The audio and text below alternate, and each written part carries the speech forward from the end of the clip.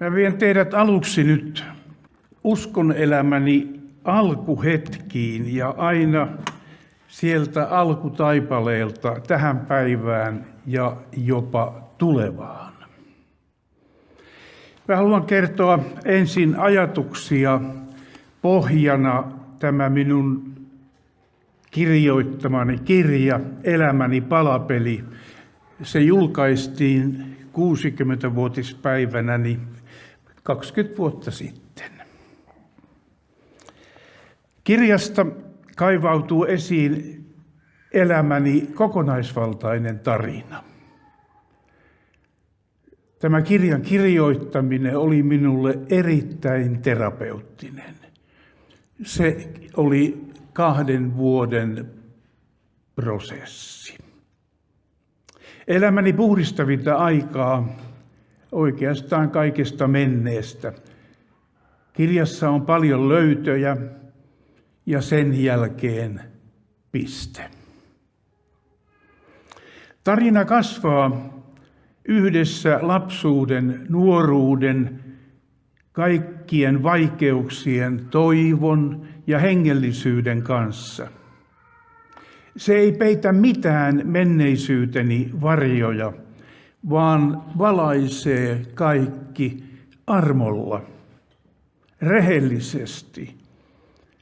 Se punoutuu yhteen arkielämään, taiteen, opettajuuden ja uskoontulon kautta. Se kertoo siitä, että uskon elämäni on ollut palapelin rakentamista, yksittäisten palojen löytämistä, palapelin, jossa jokainen pala on hyvin merkityksellinen, ei vain ne kauniit ja helposti sopivat palat. Se kertoo myös siitä, että uskoni ei ole ollut kulissi, vaan jotain, joka on kulkenut mukanani avaamaan elämääni ja luovuuttani. Juuri aivan niin kuin taiteessa ja kertomuksessani näkyy valo ja varjo yhdessä, hiljaisuus ja rukous yhdessä, armo ja rakkaus yhdessä. Kirja kuvaa matkaani sellaisenaan, jossa oma elämä, virheet, pettymykset ja haavoittumiset kohtaavat Jumalan, joka armahtaa ja antaa anteeksi. Se kertoo siitä, miten irtipäästäminen omasta menneisyydestä ja oman elämän palasten käsittely Jumalan edessä avasi aivan uudenlaisen elämän ja vapautuksen. Pohdin tässä myös uskoni säilyttämistä vaikeina aikoina, kuten seurakuntakokemusten ja muiden elämän kriisien keskellä. Ja miten Raamattu oli minulle ainoa ja oikea lähde vastauksille. Kirjoitan paljon siitä, kuinka löysin armon. Kirjoitan uskosta Jeesukseen ja rakkaudesta ja anteeksiannon löydöistä sydämessäni. Kirjoitan ihmeistä, johdatuksista, ainutlaatuisista sellaisista. Kerron kirjassani Jumalan äänen kuulemisesta. Esimerkkinä ensimmäisenä se, kun olin menossa tyttäreni luo Itä-Suomeen ja asuimme silloin Seinäjoella, niin minä ajattelin siinä, että missähän minä kävisin kahvilla. Mä kuulin äänen, mene Jari-Pekka huoltoasemalle. Ja kun minä sinne menin, minä ihmettelin miksi, niin Jumala sanoi, sinä kohtaat siellä Juhon, yhden pastorin. Istuin siinä Join kahvia ja ihmettelin, että onpa erikoinen kutsu ja matka. Että mistä tämä Vartiaisen Juho siihen yhtäkkiä tupsahtaa. Hän tuli, asteli siihen minun pöytään ja sanoi, että Jumala käski tulla. Ja hänellä oli sana minua varten, joka toteutui täysin. Nyt jälkeenpäin voisin sanoa, että kirjani ei vain läpikäy elämän tapahtumia, vaan siinä myös avautuu hengellinen tarina siitä, kuinka usko Jumalaan kasvaa ja vie vaikeuksien läpi. Eihän uskon kulku ole aina niin helppo, vaan se on aina jonkunlaisen palapelin kokoamista, mutta luottaen siihen, että lopulta jokainen pala kuuluu yhteen.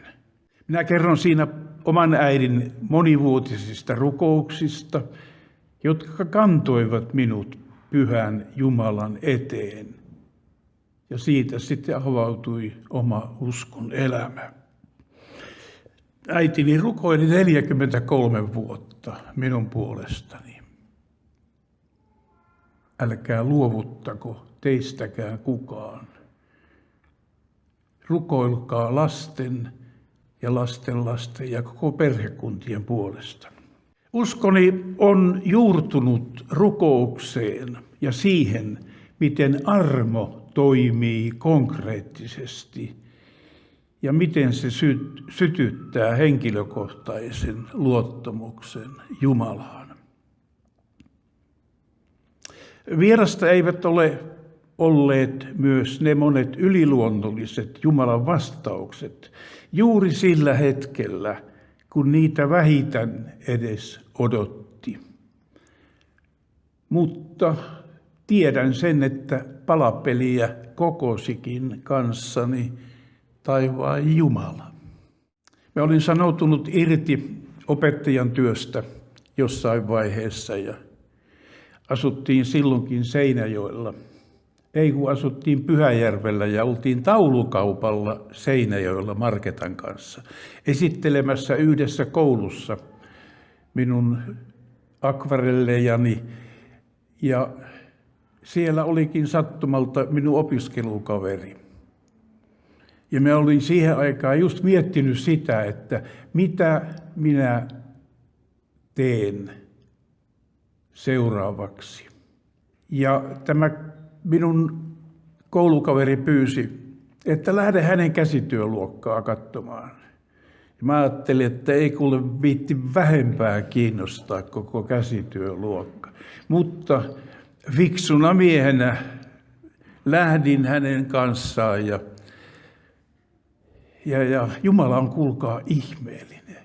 Kun minä avasin sen käsityöluokan oven, niin puun haju tunkeutui minun sieraimiini ja sillä hetkellä Jumala sanoi, että tähän työhön takaisin.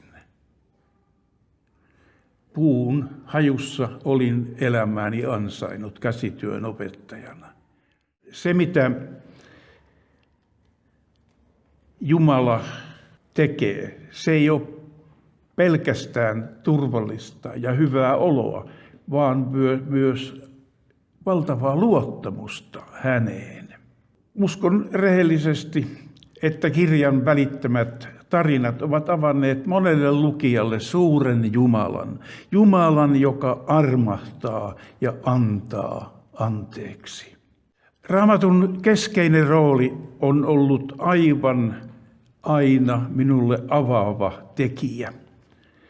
Jossain kohdassa kirjassani kirjoitan, että vuosien varrella olen löytänyt vastauksia Raamatusta, enkä ole tyytynyt yksittäisiin jakeisiin, vaan Raamattuun, jonka ytimessä on Jeesus Kristus.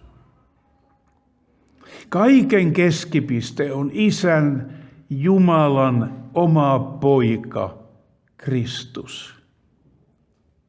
Hänen ansiostaan sain tulla pimeydestä valkeuteen.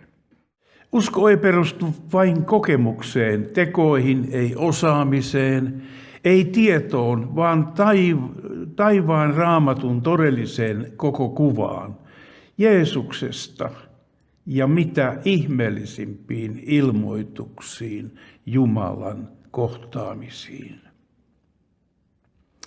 Loppupuolella tuota kirjaa totean, että tämä hetki ja tämän päivän suhde luojaani ratkaisee kaiken. Ei eilinen eikä tuleva. Mä muistan oman poikani sanat, kun jossain vaiheessa päivittelin sitä, että meni niin paljon vuosia hukkaa, kun tein jotain muuta kuin olin lasten kanssa. Niin minun poikani sanoi, ei sillä kuule isä ole väliä, mitä oli ennen, sillä on väliä, mitä on tänään. Väitän, että uskon syvenemiseen mennään vaikeuksien kautta. Kipu ei tuhoa uskoa, vaan kasvattaa sitä. Ja uskon täytyy vaan juurtua Jumalan sanaan ja Kristukseen. Mehän tiedetään kaikki, että Kristus on kaiken alku ja loppu. Monta kertaa me sanotaan se vaan yhtenä lauseena, ajattelematta se enempää, mutta kun siinä on kaikki. Mikään muu ei merkitse kuin Kristus, koska hän on Jumalan poika, joka pelastaa. Kristus ei ole vain jokin ulkoinen opetus, vaan läsnäolo, joka koskettaa koko elämää. Hän ei ole vain menneessä tai tulevassa. Hän on tässä hetkessä, sisäisesti, sydämessä. Kutsuni on alusta alkaen ollut julkituoda Jeesusta Kristusta. Näin yksinkertaisen tehtävän minä olen saanut, mutta minusta se on ihana tehtävä. Ei mun tarvi osata eikä välittää mistään muusta. Ja onhan se suuri ihme, kun sanotaan, että kaikki alkaa Kristuksesta ja kaikki päättyy Kristukseen. Kristus on se, joka muovaa minua hiljalleen sisältäpäin. Kun sanon Kristus minussa, minä kuulen siinä lepoa armon varassa ja identiteetin, joka rakentuu rakkaudesta, ei suorittamisesta. Olen armollinen itselleni silloin, kun elämä riepottaa ja voimat ovat vähäiset. Suorittajien valtakunnassa vaaditaan liian paljon. Vapaudutaan elämään vähän kevyemmin ja näkemään elämän kaikki kauniit asiat. Kirjassa kerron siitä, kun asuimme silloin Seinäjoella ja oltiin Pyhäjärvellä entisen taidekotimme nurkilla. Siinä juttelin nykyisten asukkaiden kanssa.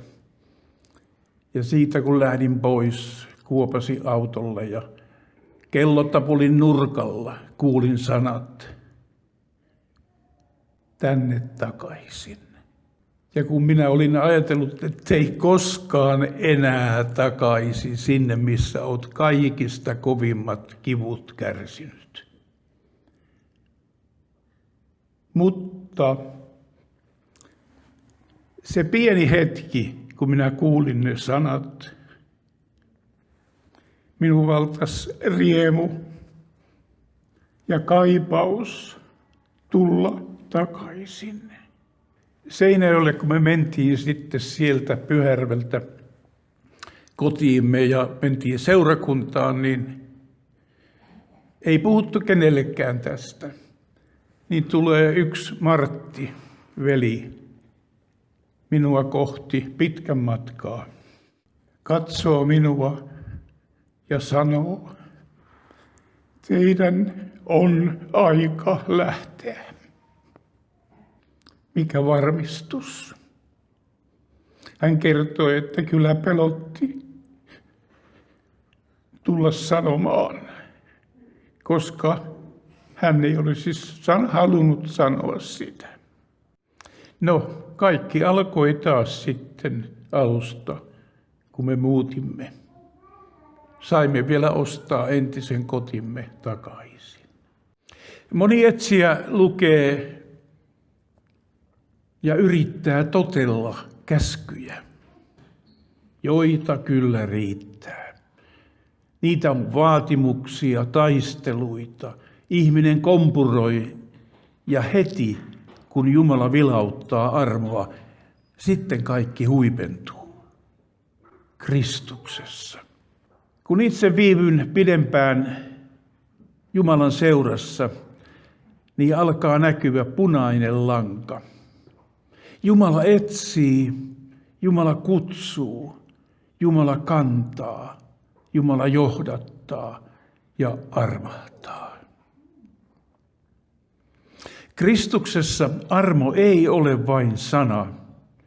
Se on henkilö, joka tulee luo, nostaa ja tekee kaiken uudeksi. Ei minun onnistumiseni, ei minun kelvollisuuteni, vaan armosta te olette pelastetut uskon kautta, ettei kukaan kerskaisi. Ja sitten kun ihminen todella kokee ja näkee armon, murenee pelko, viha, murenee katkeruus ja tilalle tulee luottamus, kiitollisuus, seesteisyyden lepo Jumalan sydämellä. Mä muistan omalla polullani, se oli aluksi ensin etsimistä ja kipua. Sitten kun Kristus tuli keskiöön, niin aloin katsoa Raamattua armon läpi, en tuomion läpi. Se on merkki uskosta, joka on kasvanut syvyyteen. Armo ei ole vain opittu asia. Se on se, mitä Jumala haluaa tehdä sydämessämme. Meidän tänne muuttoon liittyy myös erikoinen tarina. Siinä on monenlaista vivahdetta aluksi, mutta jotenkin me koettiin, että Pyhäjärveltä on nyt päästävä pois, koska vaikeudet jatkuivat meistä huolimatta. Mietittiin sitä, että mihin me mennään. Minä sanon, että Seinäjoen reissu voisi olla vielä hyvä. Marketta ei lähtenyt siihen enää. Ja kuinka ollakaan, tuli yksi tekstiviesti täältä Hämeenlinnasta. Me päätettiin lähteä Hämeenlinnaan, koska näin koettiin, erityisesti Marketta koki näin. Ja sitten tuli puhelinsoitto Hämeenlinnasta. Heikki Uusikylä soitti ja sanoi, että hän näki kuule erikoista unta. Me ei oltu Heikin kanssa nähty varmaan 15 vuoteen, että hän näki erikoista unta, että hän oli teillä kylässä ja sinä istuit mustassa tuolissa ja teillä oli keltainen sohva. Ja kuinka ollakaan, meillä oli silloinkin jo tämmöiset sohvat siellä kotona. Mutta sitten kun me tultiin Hämeenlinnaan, me ostimme tämmöiset kalusteet. Ja kun Heikki ja Elina tuli ensimmäisen kerran kylään, niin Heikki sanoi, että nämä hän näki. Se oli justiin se. Ja hän vielä kysyi sinulta, että onko tämä teidän asunto, oma asunto. Mä sanoin, eikö me ollaan vuokralla. Niin sinä vastasit siinä hänen unessakin. Jumala on erikoinen, hän vahvistaa näitä asioita. Jos sinä haluat kulkea Jumalan teitä, usko ja lähde liikkeelle. Me ollaan oltu vähän liiankin rohkeita Marketan kanssa. Me on oltu heti valmiita, jos jotain käskyä on tullut. Mutta ehkä siinä onkin piilennyt se, että Jumala on johdattanut näin kertomalla tai sanomalla tai vahvistamalla. No siihenkin tuli vahvistus yhden ihmisen kautta. Aivan melkein sama, että teidän on aika lähteä. Ja kun lähdettiin, niin teidän ei tarvitse selitellä mitään. No nyt tullaan tähän aikaan. Eli tässä minä istun tänään edessänne kiitollisena. Uuden liiton mies. Täytyykö toistaa? Uuden liiton mies. Uudistettu Kristuksessa. Minä haluan elää armon, anteeksiannon ja rakkauden periaatteiden mukaan. Mä tiedän, että mikään ei ole ollut minulle harrastustoimintaa, vaan Pyhän Hengen ja valtavan ilosanoman levittämistä tavalla ja toisella. Jeesuksesta, Kristuksesta, pelastajasta, armahtajasta, syntien anteeksiantajasta. Ei mulla ole muuta sanottavaa kuin se, mitä minä olen sanottavaksi saanut. Mä olen saanut palvella tätä seurakuntaa vasta muutaman vuoden, mutta nyt hauraana samaistuu hyvin pitkälle Erkki Lemisen tekstiin. Olen kuin sateen liottama, pirun pieksämä, elämän repimä, rääsyinen linnun pelätin, mutta sisälläni oleva risti, niin kuin linnun pelättimellä, on minun voimavarani. Itse ristinmies antoi sen lahjaksi. Puusepän poika väsäsi sisälleni 2 parrusta ristin ja yhdisti ne parrut ristiliitoksella. Nämä vuodet ovat kuitenkin muokanneet minua enempi kuin koskaan osasin odottaa. Olen saanut olla Jeesuksen seuraaja teidän kanssanne. Tässä seurakunnassa olen kulkenut kohti sitä päämäärää, mitä olen uskon elämäni aikana rukoillut, toivonut ja saanut. Mä uskon, että teidän vilpittömät rukoukset ovat kantaneet ja olleet mainittava noste palvelustyössäni. Minua on kannettu, minua on nostettu, minulle on annettu paljon enemmän kuin itse edes ymmärrän. Se, mihin olen matkani varrella nojannut, ei ole ollut oma voima, osaaminen tai asema, vaan armo, mikä ei väisty. Olen toki tehnyt paljon virheitä, kamppailut ja katunut, mutta kerran toisensa jälkeen olen saanut kuulla äänen. Minun armossani on sinulle kyllin. Pauli sanoo näin, että minä olen juoksuni juoksut, uskoni säilyttänyt. Tässä tehtävässä minä koen aivan samoin. Työ ei ole minun, vaan työ on Herran. Ja hän, joka on aloittanut hyvän työn, vie sen päätökseen. Mä olen viime aikoina puhunut paljon levosta ja rauhasta. Lepo hengellisessä mielessä tarkoittaa lupa olla keskeneräinen, lupa olla hiljaa Jumalan edessä, lupa olla vastaamatta edes kaikkiin kysymyksiin. Sitä paitsi olen lopultakin ymmärtänyt, että lepo ei ole laiskuutta. Totuus löytyy vasta nyt vanhuudessa. Sanat vähenevät, pyynnöt yksinkertaistuvat ja hiljaisuus kasvaa. Jumalaa voin lähestyä olemalla vain se, mikä olen. Tulen valitsemaan jatkossa pienet, kestävät ja arkiset käytännöt. Henkilökohtaisessa hengellisessä elämässäni näitä lepokäytäntöjä voivat olla sama rukous joka päivä, sama kellonaika hiljentymiselle tai tuttu teksti ilman analyysiä. Ei vaihtelua, ei tehokkuutta, vaan rauhan jatkuvuutta.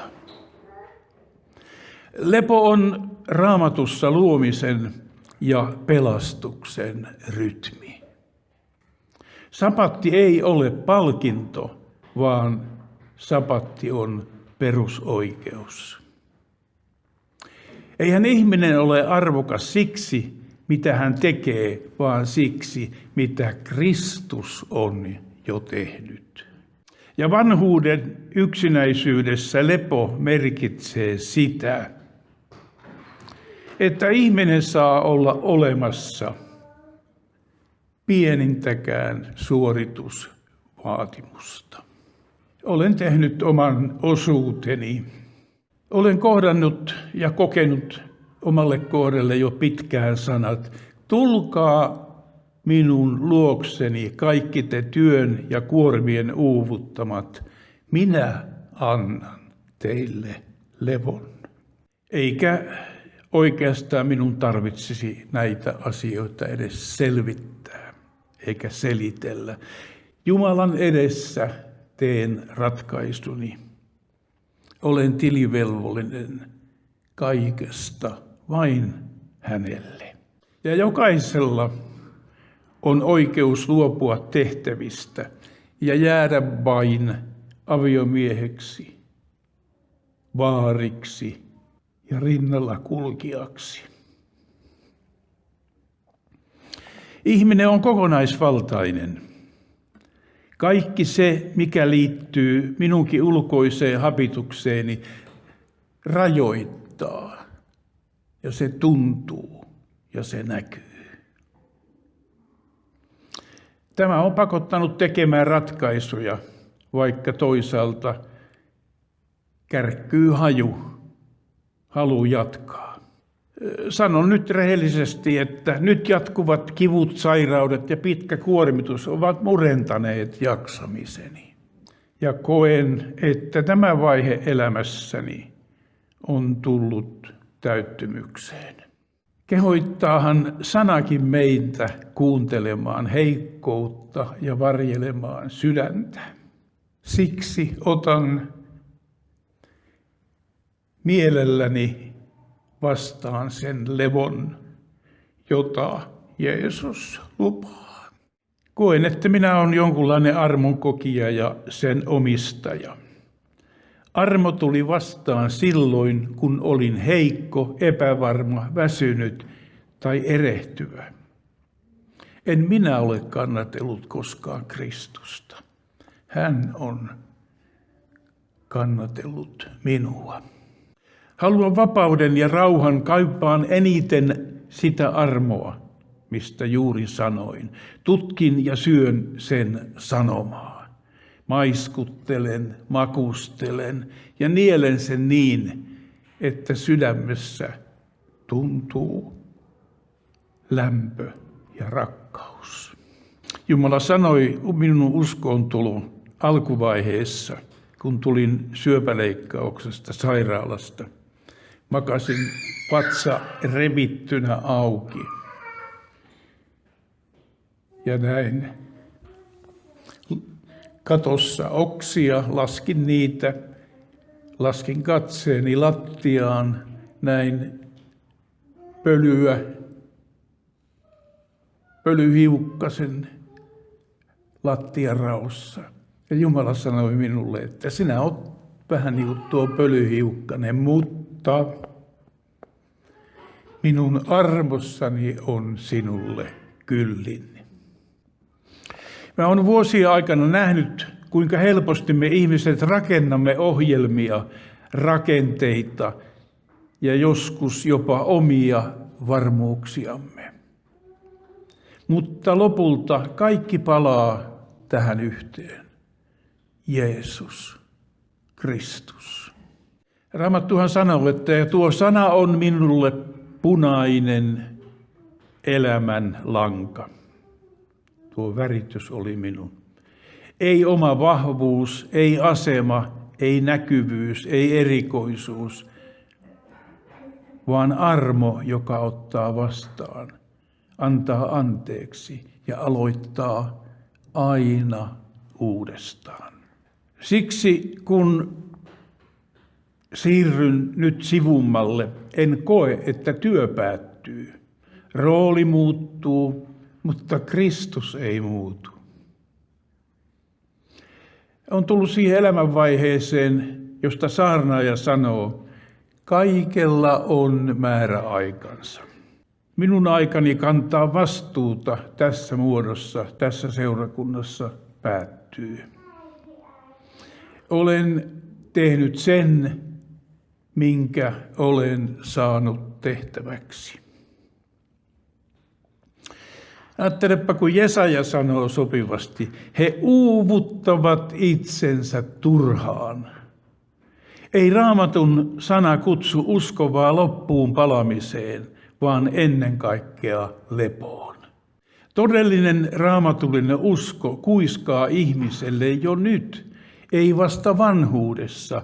Sinun ei tarvitse ansaita paikkaasi, sinä saat levätä. Ja myös lepo ei ole palkinto, vaan se on kutsu. Raamatun logiikka on vastakkainen maailman logiikalle. Voima ei synny lisäämisestä, vaan vähenemisestä ja vähentämisestä.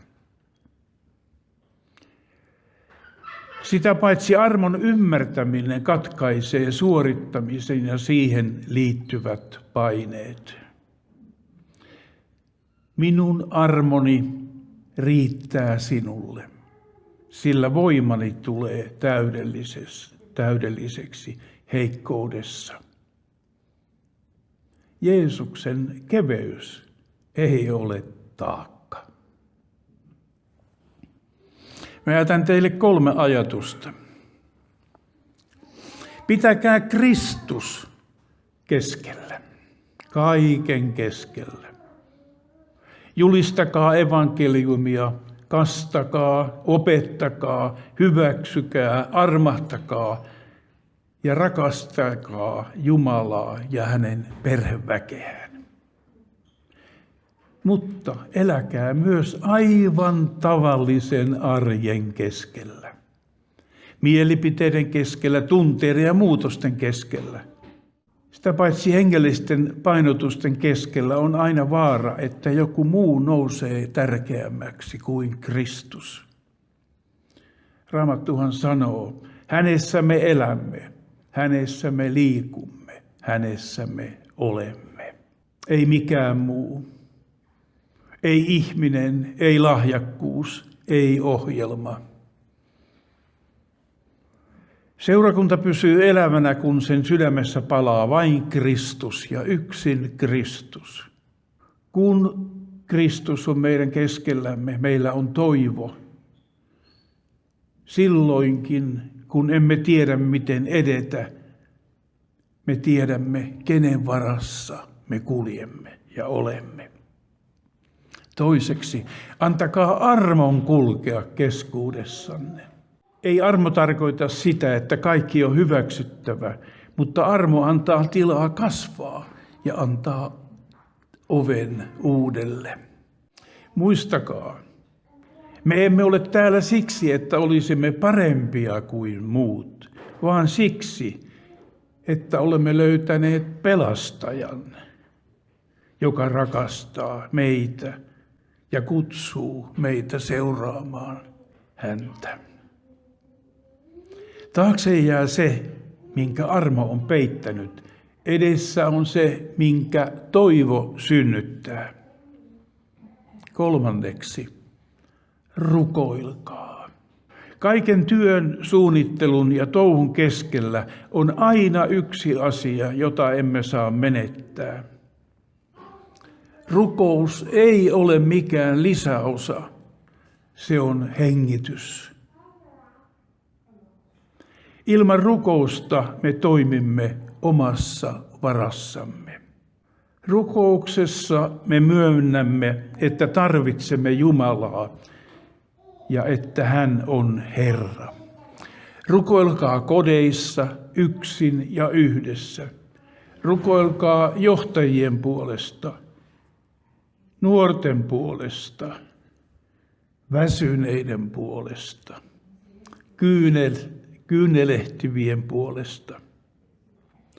Rukoilkaa sitä, että tässä seurakunnassa kuuluisi ennen kaikkea Jeesuksen ääni. Mutta nyt minä kiitän teitä luottamuksesta, kärsivällisyydestä, rukouksista ja kaikesta tuesta. Eli näkyni on toteutunut täällä lopullisesti. Tänään istun edessänne kiitollisena. Mielipiteistäni ja sanomisistani huolimatta vanhemmistokin on sietänyt Pohjolaasta suorasukaisuuttani. Kun katson taaksepäin, näen ennen kaikkea armon. Kun katson huomiseen, näen saman armon. Raamattu on täynnä jalokiviä. Kaikki alkaa Kristuksesta ja kaikki päättyy Kristukseen. Entäs sitten mitä on tulossa? Oikeastaan 2 asiaa. Aina pitää olla haaveita ja unelmia. Suuri huoli minulla on perhekunnastani. Varmaan niin kuin teillä muillakin. Mä oon huomannut, että mä oon laiminlyönyt tehtäväni pitkälti perhekunnan vanhimpana. Mulle on aina elämässä ollut tärkeää oma ekon kannattaminen ja ylläpitäminen ja nostaminen. Mutta siinäkin hartiat väsyvät. Mehän tiedämme, että mitä läheisempi ihminen, sitä vaikeampaa on kertoa Jeesuksesta. Aina vieraalle on helppo kertoa, koska se on ihan sama, mitä se ajattelee. Mutta läheiset ovat sellaisia, että minä voin pilata heidän ajatuksensa Jumalasta, jos niitä nyt sitten kaikilla edes on. Mutta orastusta näkyy aina jossain.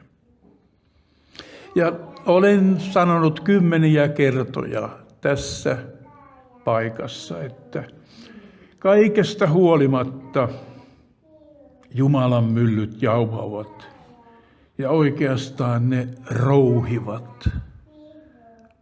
Enkä minä voi auttaa Jumalaa. Jumala on suuri. Hän tekee, mitä hän haluaa. Mutta sitten kun meillä on Raamattu, jossa kerrotaan lohdutuksia, minä kuitenkin taistelen sitä vastaan, joka sinua vastaan taistelee, ja minä pelastan sinun lapsesi, sanoo Jesaja. Ja myöhemmin siinä sanotaan, sinun lapsesi ovat kaikki Herran opetuslapsia, ja suuri rauha on sinun lapsillasi oleva. Jatkukoon lastenlapset, lastenlastenlapset ja niin edelleen. No se on totta, että Jumala taistelee maailmankaikkeuden väkevämmällä voimalla vihollisiani vastaan omasta ja lasteni perhekunnan puolesta. Se on Jumalan rakastava suunnitelma. Maailman parhain lupaus minulle ja meille kaikille. Me saamme pyytää sanan lupausten mukaan, että näemme Jumalan ihmettekoja omien ja oman perhekuntamme kohdalla. Jumala pelastaa, ei kukaan muu. Kyllä me voidaan, kuulkaa, hössöttää ja jauhaa ja puhua ihmisiä ympäri, mutta Jumala on se, joka kuitenkin lopulta pelastaa. Meillä ei ole hitustakaan osuutta asiaan.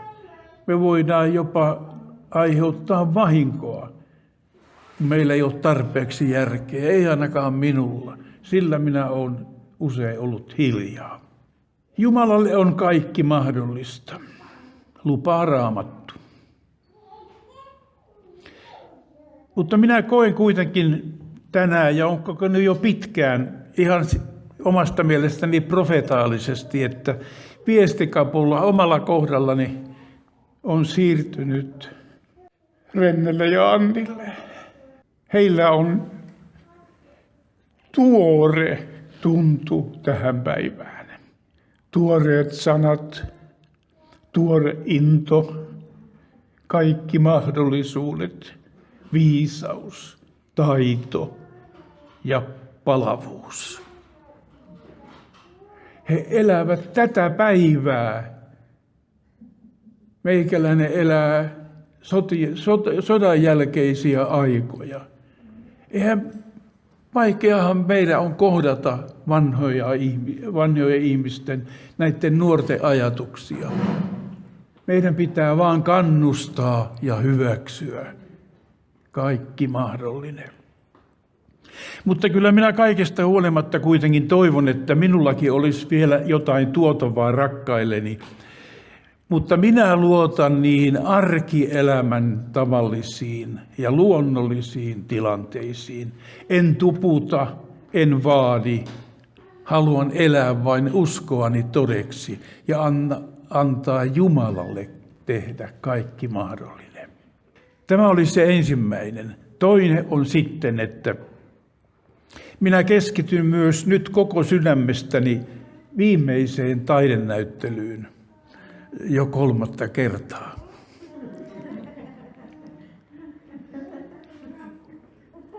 Ja se näyttely on Hämeenlinnan kirjastossa ensi kesänä nimeltään 80 vuotta valoa ja varjoa. Koska sitähän akvarellimaalaus ja elämäni on 6 vuosikymmentä ollut. Se on minulle kuin yritystoimintaa, puurtamista, aiheiden etsimistä, luonnosten tekoreissuja, valokuvaamista. Se on ollut yhdistystoimintaa eri taideyhteisössä ja taiteilijaseuroissa. Kiertämistä maailmalla, satoja ja satoja näyttelyn pystyttämisiä ja purkamisia niin kotimaassa kuin ulkomaillakin. Taiteilijan maailma on aivan oma ja aivan erityislaatuinen, jopa poikkeuksellinen maailmansa. Pettymyksestä toiseen, onnistumisesta toiseen. Mutta Jumalan avulla sekin on ollut arkielämän, arkievankelioimisen alue. Minä laitan nyt monelta osin pienet aivosoluni narikkaan odottamaan tässä seurakunnassa evankeliumin uutta voimaa ja voiman nousua ja Pyhän Hengen valtavaa vaikutusta arkitoimintaan ja arkielämään. Mutta haluan antaa tilaa heille, jotka elävät tässä ajassa ja joita Herra kutsuu näihin vastuisiin.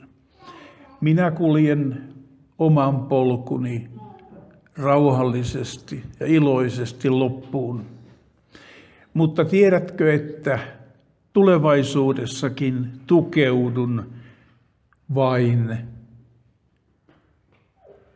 Kristukseen.